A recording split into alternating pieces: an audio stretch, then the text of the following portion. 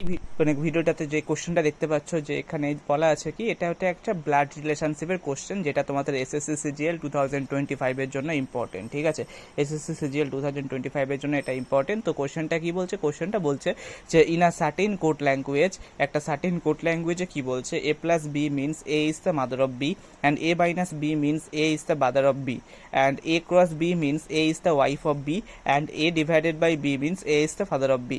তার মানে based on the above how the 4 is related to 2। তাহলে এখানে কি আর দেওয়া আছে ইকুয়েশন দেওয়া আছে 4 plus 3 divided by 2 divided by 1 minus 5। কিন্তু আমাকে এখানে বার করতে কি হবে, হাউ 4 ইজ রিলেটেড টু 2, মানে 4 থেকে 2 অবধি বার করতে হবে।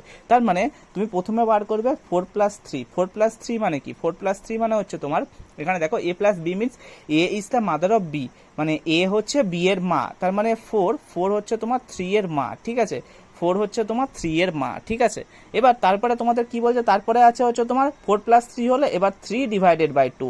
এবার 3 ডিভাইডেড বাই 2 এখানে কি আছে, A divided by B means A is the father of B, মানে A is the father of B means 3 is the father of 2।